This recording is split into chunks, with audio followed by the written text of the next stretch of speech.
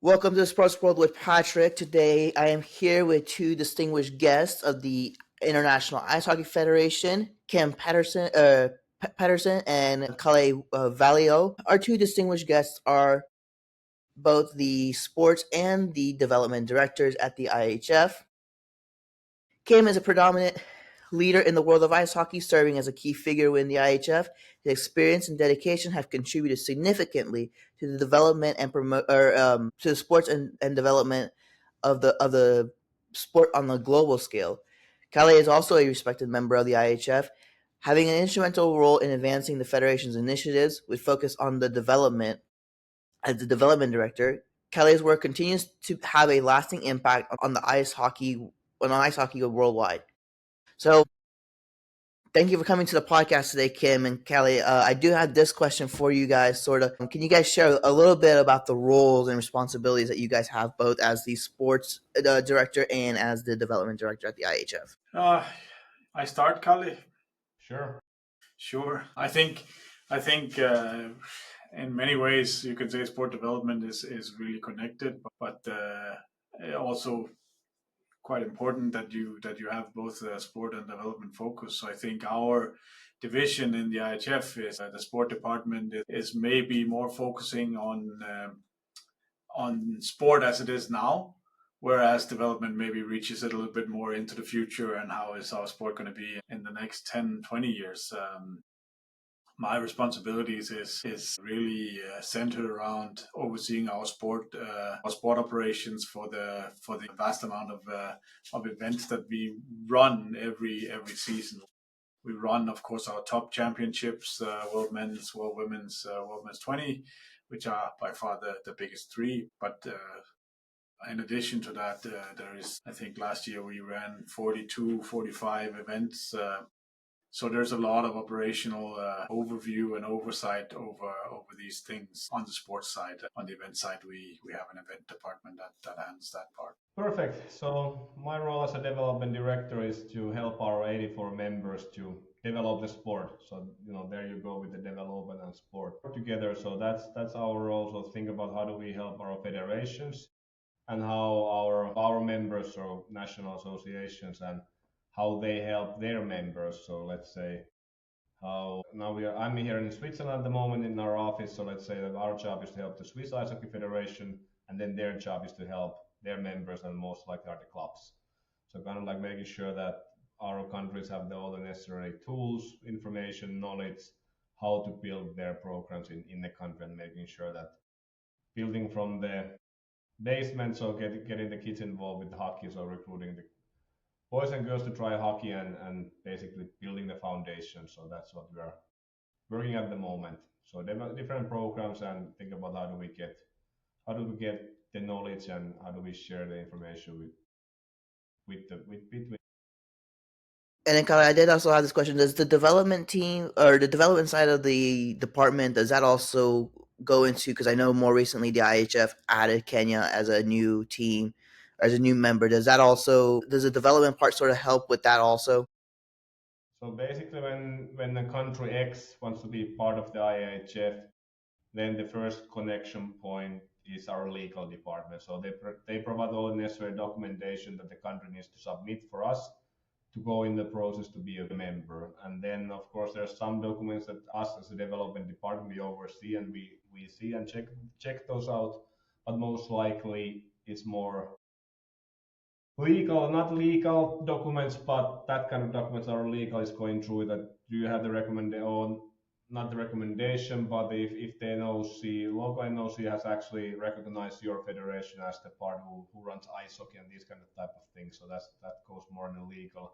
And now when they are part of our membership, then our job is to make sure that we have the current status of the country, let's say Kenya and Bahrain, and actually on Wednesday we have a call with Bahrain about onboarding and checking what is the latest situation over there, and then we're able to create a plan with them how do we go onwards and what is the best possible way. And again, for them to understand that not everything shouldn't be done in a day. So again, that we need to make the priorities and think about, okay, what is the most important thing to fix first or build first, and then we go onwards. So it's not not that somebody comes in IHF and plays in next spring in our World Championships program. It takes a bit more years. And then, are there any key projects at the moment or initiatives that both of you are currently working on in your department that you can share with? At the moment, actually, hour ago, we just sent an email to our countries. We update our development funding system. So basically, we are supporting countries to do different projects, and we just launched a new version of it. So basically, every country can apply funding, and it's more targeted. So that's actually quite fresh news. Countries received the message about what was it 2:30, so 90 minutes ago. So that's quite fresh news. And from sport department side, I mean, the big project for us this season is we're establishing our situation room or war room or whatever you want to call it, where we monitor all our events, all our games. We have staff watching each game for player safety, for officiating development, for general sports development, to collect video and see trends, etc., etc. This is a project that we started slowly last year and are building a lot more on this year. So that's really the big project within the sport department at the moment. And then obviously the IIHF has sort of this big role in the world to sort of help with the growth of hockey. And we sort of talked about it a little earlier today about how trends have been looking in the United States a little bit, but how has the IHF contributed both on both sides of your guys' department to the global growth of ice hockey in the recent years? So if we just check the statistics and data, so actually our members have been able to grow. But we are usually once a year we are asking our federation about how many members they have. So that's the data that we are checking out. So basically how many players they have in the programs in different age groups, and that's a positive thing that we are able to grow a bit. So again, it's better than going in decrease. So that I think that's a good signal that our countries have been, they understand that of course you need to recruit to make sure that everybody has a chance who wants to try hockey, that there's a chance to try it. And then they are able to retain the players. So they're able to keep them involved. So not in a way that the system cuts the players out. So I think that those are two main things. And again, if everybody's able to retain and keep one player involved with the game from every age group, so then it would be big growth in the future. So I think that those are the great things. Last two years we are putting a lot of effort to make sure that countries have the learn to play program. So we call our base program as a learn to play. So we are putting our effort to educate people on those and running those clinics. So instead of doing something else, we have to think about, okay, that might be the smartest way to use our resources to focus on learn to play. So whenever the players are coming for the first time in ice hockey, they should get a great experience. And again, it was a month ago issue when we were doing the last program in Brazil. So actually we brought the whole American continent together, and also New Zealand and Australia came over there. So we educated our people from the federations who overseas learn to play. And then in the second half of the week, so 3 days, we were working with the local coaches in Sao Paulo. And those people were running. So kind of like combining, so educating together with different countries and then focusing on local coaches. So I think that's something that shows that our countries understand also that need. Yeah, I think from our side, it's really to structure our competition side in a manner that offers venues for both showcase their best.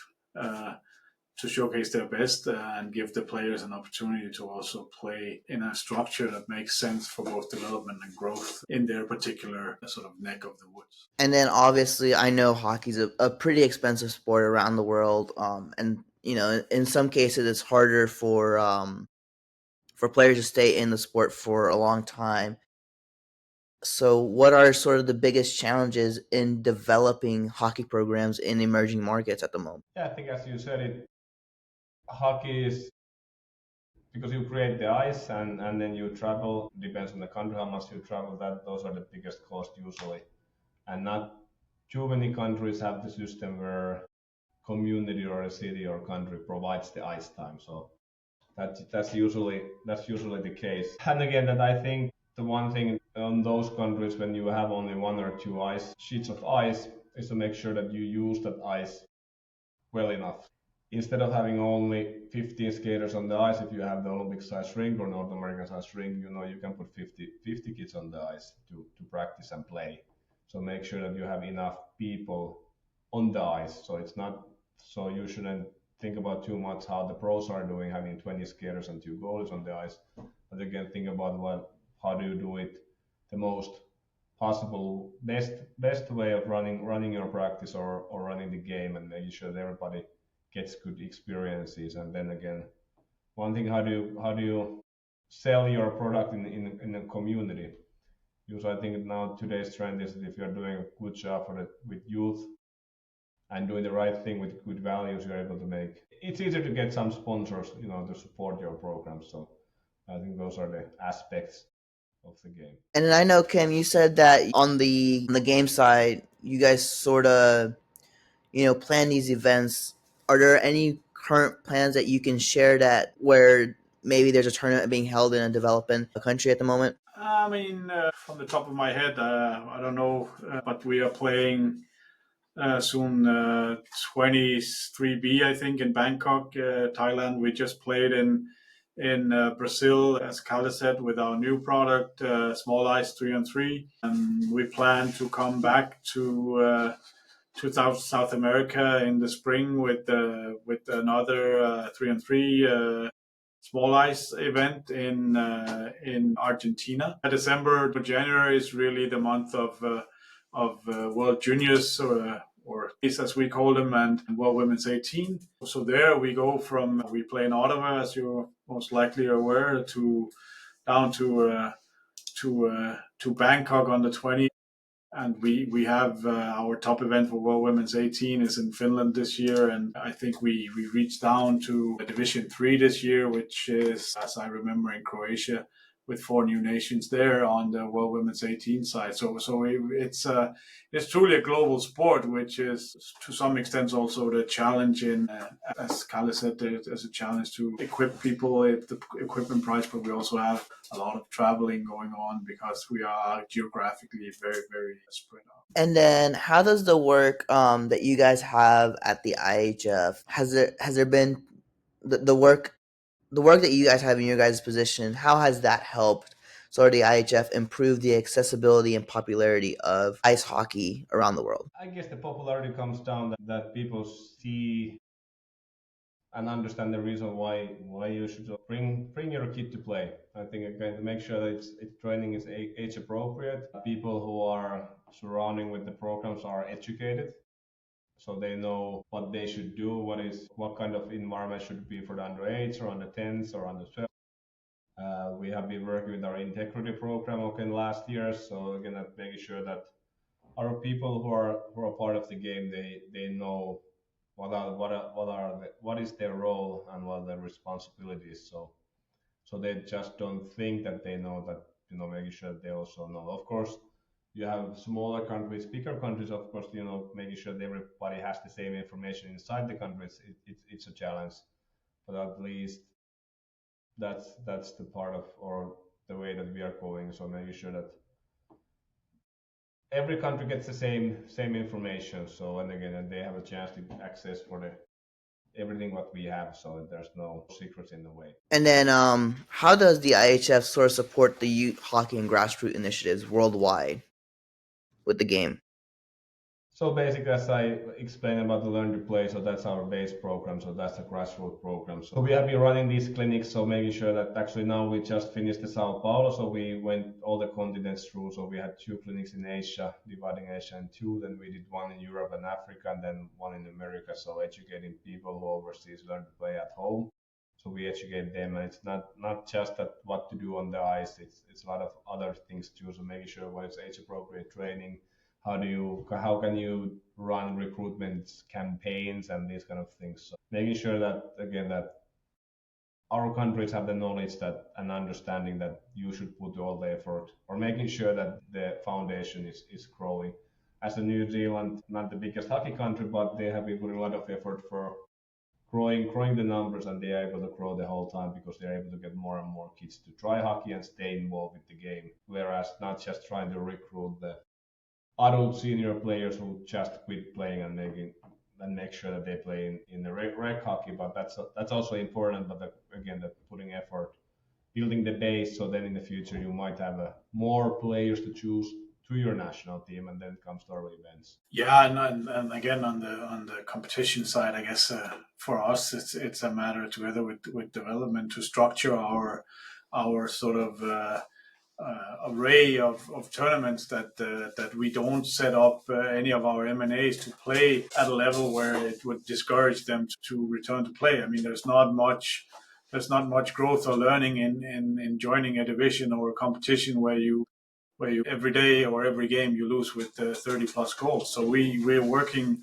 or thinking a lot of the structure on how we structure this best, that we match our M&As in a structure that encourages them to of course improve over time, but also that we don't expect New Zealand to play against Canada and then actually think that's a fun experience, losing with 40, 50 goals. So I think that's one of the big challenges that we have for both sport and development, but structural wise for sport, is that we find the structure, that we find the venues where our M&As feel that they can participate in a good and productive manner. And then I know, Kalle, you were mentioning the Learn to Play as a big initiative that the IHF has launched. Are there any other specific programs that are aimed at making hockey more exclusive or inclusive to underrepresented groups? So not precise, but I think one program that making sure that everybody understands that the hockey is for everybody is our integrity program. So basically, where we go in different pillars with our federations. So that's kind of like also spreading the knowledge of the integrity, but no special programs for different people, because again that we have our championship structure and then federations. So, but everything that we do it that it's always for everyone when we are communicating. So our job is not to exclude anybody. So it comes from that angle. So when we are communicating, so it shouldn't exclude anybody. So that's, but not that kind of like specific programs that hey, this program is for this group and this program is for this group. So it's always everyone involved. And then I know recently here in the United States, we finally got our own league for women's hockey in the PWHL. I know in Europe, the SDHL has been around for a while, and the Finnish league has been around for a while.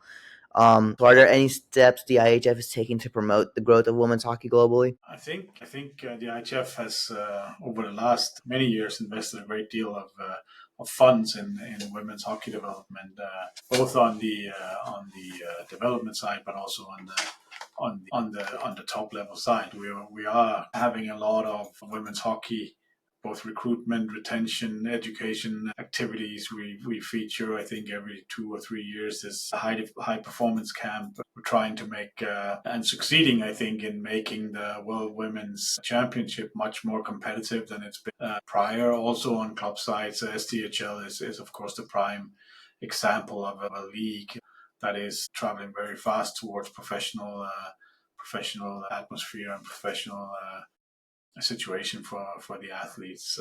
Latest, we've started focusing also on leadership in women's hockey, both on the coaching side and the player side. And our women's manager is working hard for that exact reason. And you can say it's one of the areas in the IHF that has an independent or its own manager. We have the sport department and the development department, but there's no how to say male hockey manager. There's a women's hockey manager because it's a focus area for IHF, both on sport and development. And then, if Cameron Colley, if you guys have, do you guys have any milestones, key milestones, or even success stories about the women's hockey development that you're particularly proud of? We just had a chat today, our women's hockey manager, about and asked about those milestones, and because she has been working longer in IHF than we have together, going through, and she for her it was also hard to say a year or a couple of the milestone years. But again, as Kim said, there has been a lot doing. So I think high performance camp, I don't know when was it launched, about 10, 12 years ago for the first time. So something new. And again, on the boys or the men's side, we don't have the high performance camp. And again, if you are checking out the numbers from the female participants, so 2017 has been growing the whole time. Whereas the boys and men's side have been a bit more. It has been either to stay the same or going a bit down or up. But the women's and girls side has been growing the whole time. And again, that 2 years ago there's a women's summit, something that bringing, I don't know, we had about 100 female leaders together, talking about ice hockey and having a 3 days summit with women specific topics and different events.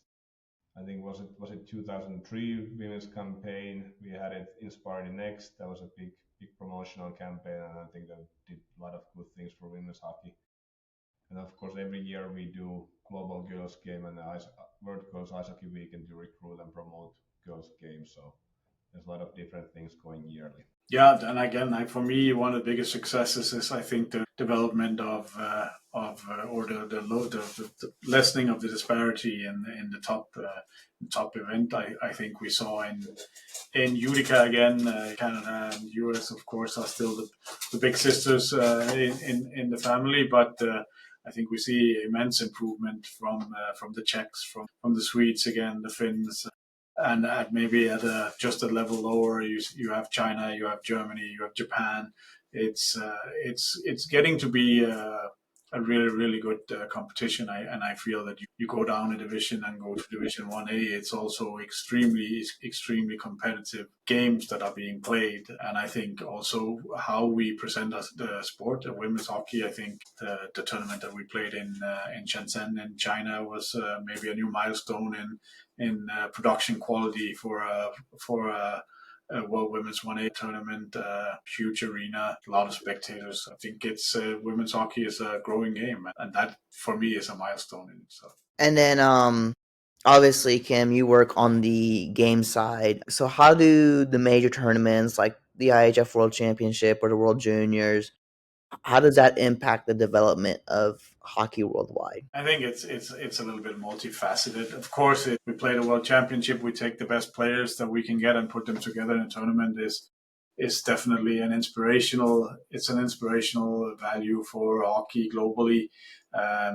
Last World Championship in Czechia was I don't know, so many spectators, so many sold out games, atmosphere in and around the arena. I think that will last in not only in Czechia but for a lot of our M&As experiencing that, our players experiencing that. It's that is one facet of hosting a world championship. That goes also to Division 2B, where you host maybe in Thailand, and it's a big thing for hockey in Thailand and for the countries around that they go to the world championship. They play a lot of attention. It inspires youth to have something to dream about and to have as a goal for their own career. And I think then there is the legacy. Of course, we talk about legacy, but legacy for a world championship host at the top level is one thing is the experience, but it's also, to be honest, it's money. You have money to put in your development for the next 5-10 years now in Czechia, which will keep them on the edge of our game for the next year, and next year we go to Sweden and Denmark, who will also make money. Luckily, our top events are creating funds beside being inspirational. So I think that is really what a world championship does in each of its different levels, starting of course with our top events, but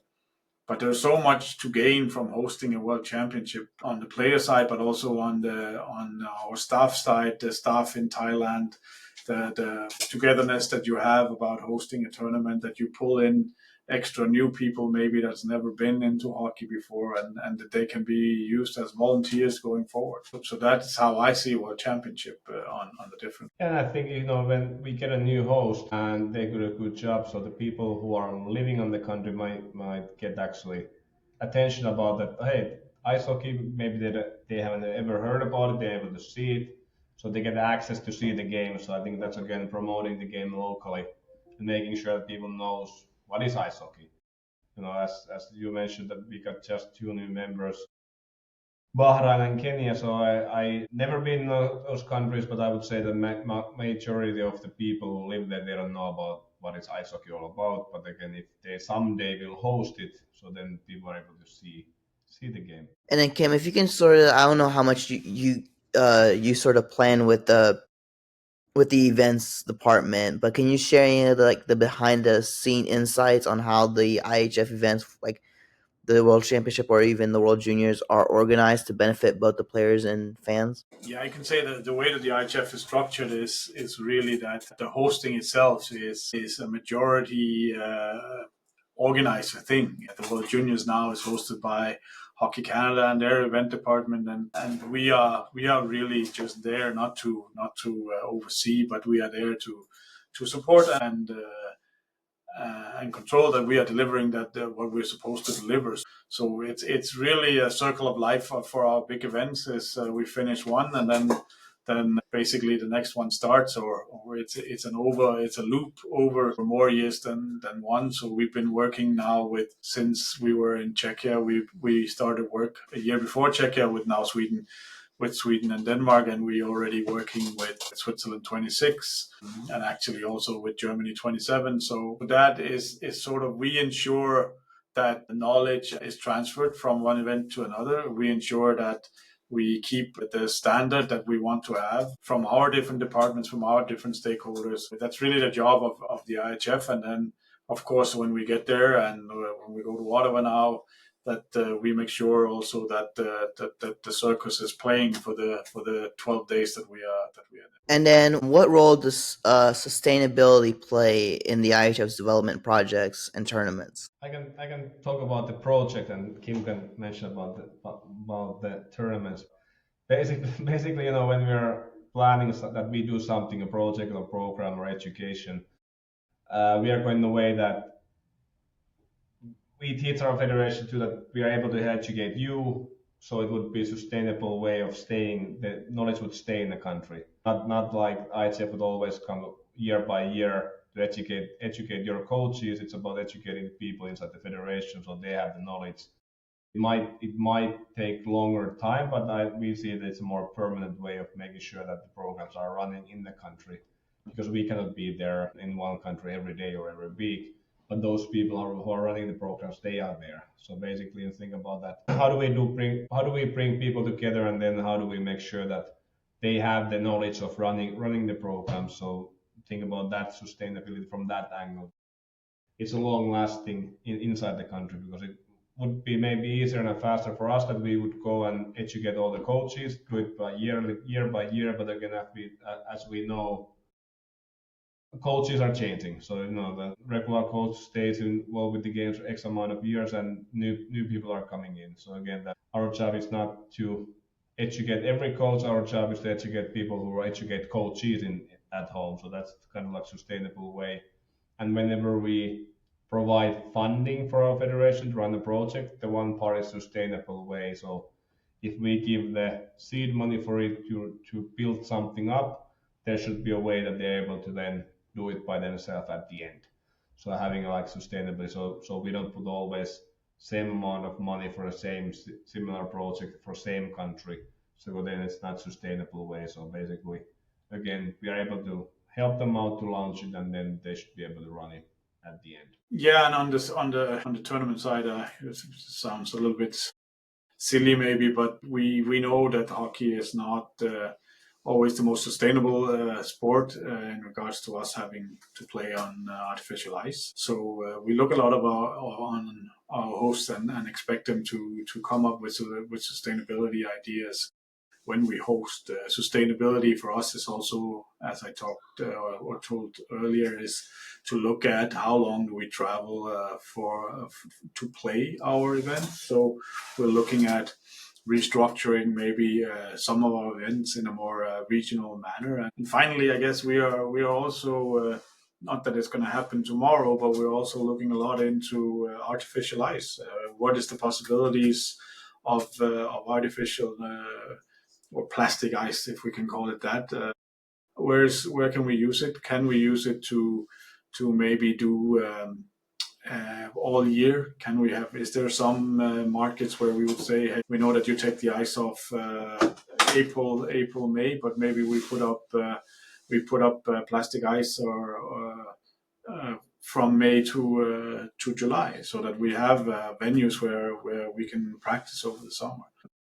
Technology is running really, really quickly now, and traditionalist attitude is of course to say ice hockey is played on ice, and I get that, but that doesn't mean that we should not be looking at where we can improve also on the sustainability side. And then Cam, you just mentioned technology and how that's helping sort of on the sustainability side. And I know when COVID came around, we sort of had those distances we had to keep from people and everything. So how is the IHF leveraging technology to enhance the training performance and the fan engagement? I think for the fan engagement, that's a very complex question that maybe belongs a little bit better in our marketing and communication department.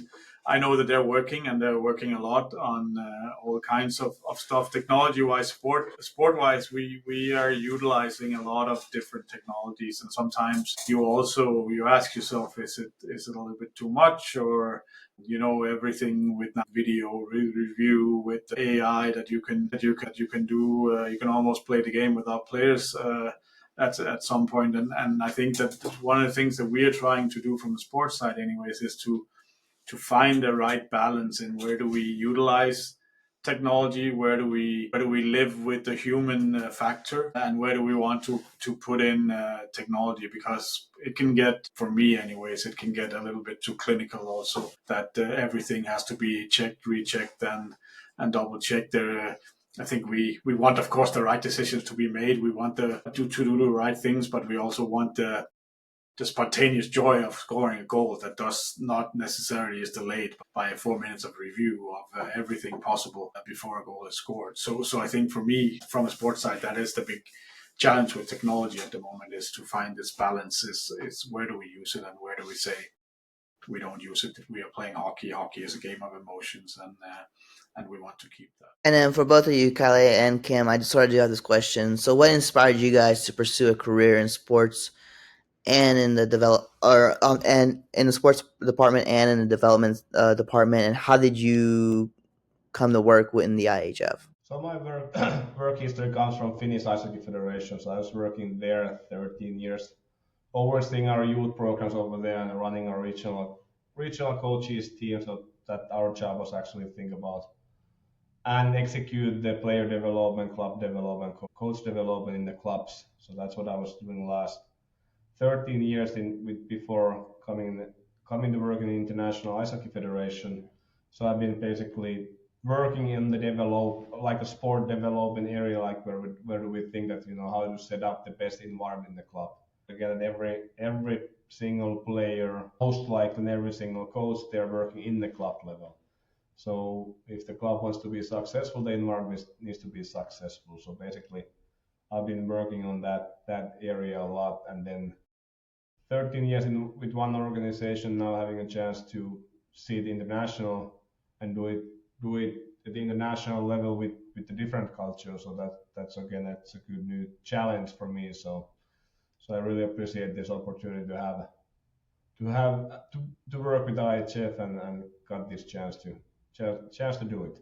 Sure, but the same for me. I come from originally from hockey family, but my background is in officiating. Been an official for a lot of years in the Danish leagues, and then was hired by the Danish Federation. Spent 22 years there, and as the GM of the national teams and the commissioner of the league, and 1.5 years ago I got the offer to join the IIHF as a sport director, and for me, I kind of felt also that I tried everything pretty much with my M&A, and very, very appreciate to have the chance to work really in the inner chambers of the world governing body to color what sport development on an international stage. And I've been now with the IHF for I think 16, 17 months. It's been really, really exciting every day, and I look forward a lot to for the years to come.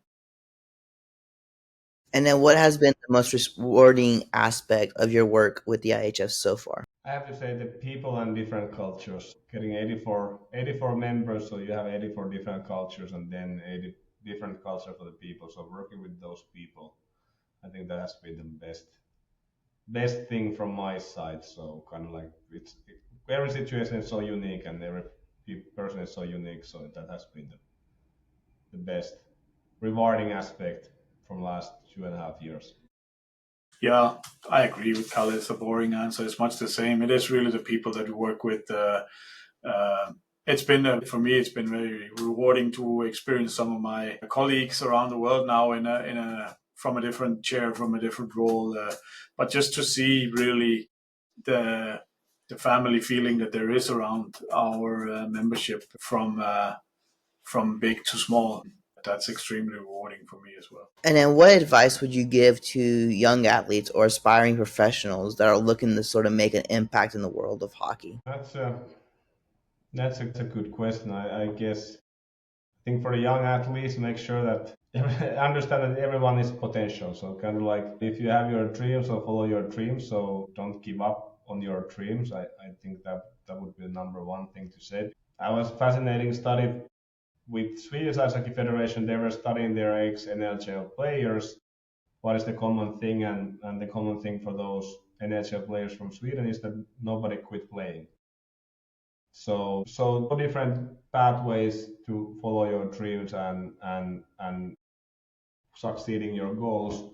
So there's no only one way. So basically follow your dreams and make understanding that everybody has potential and hopefully everybody's able to reach their full potential. So and then from the coaching perspective and club leaders perspective, making sure that everybody is able to full their full potential or reach their full potential. So you should be able to make sure that you're able to retain the players and make sure that everybody is involved. So if reason for other, if you need to cut somebody, make sure that she or he stays involved with the game. So hopefully the system doesn't cut anybody out. So hopefully the system will be built in a way that it's wide enough. And if you want to play, you should be able to. You should have a chance to play. Yeah, and to add to that, I would say that keep dreaming, and maybe sometimes your dreams they don't pan out, but then maybe adjust your dreams a little bit because there's a space for you somewhere else in our sport. And maybe you can't make it as a player, but you didn't make it all the way to the top. But maybe there's a chance that you can make it all the way to the top as an official. Make it all the way to the top as a team manager or a coach or anything. It's really a giving sport, and a lot of sports will say that. But you have a chance here. We are in a pretty unique, very complex sport, and there is a space for everyone. I think in some role. Yeah, if I don't know what Kalle, but if someone had told me 35 years ago that I would end up sitting in Zurich as the IIHF sport director, I probably would have ran away laughing. But for me, I can honestly say I think I'm living the dream in my job at the moment, and yeah, there's space for everyone at some level of our sport. And then since both of you guys are in the sports, or since you guys are in two different departments, with the sports and the development department. What is your guys' vision for the future of hockey over the next decade? And are there any exciting initiative or projects on the horizon that you can share? I think for me, I think that Kalle will probably say the some of the same. It's one of the most exciting things that we are working with right now is this our new discipline of small ice 3-on-3 hockey that can really develop over the next decade. I think into a totally new form of how you play our sport. It's going to be hard work, but I think there's a chance that we can truly make something. And you can say it's not unique. Basket has 3-on-3 as well. Rugby has rugby 7, etc., etc. But it's a little bit the trend is to try to make, can we say, maybe sometimes a little bit complicated sport with a little bit complicated rules into something more simple that can then reach out and hit an audience that would not normally be interested in hockey. I think what we've seen till now for our small ice new product, new discipline, I think it's quite promising actually, and I see it as both interesting top level product, but also as a really good possibility to develop our M&As who maybe not have the same hockey tradition as big nations. Yeah, I guess that will be actually interesting to see how is the sport in next decade. What are the trends that actually leads over there? It's the technology about AI. Okay, calling it, was it the offside or not? Is the technology going that way or other way? Are we able to see more artificial ice or plastic ice rings in the future for practice purposes? It will be interesting how that technology goes forward.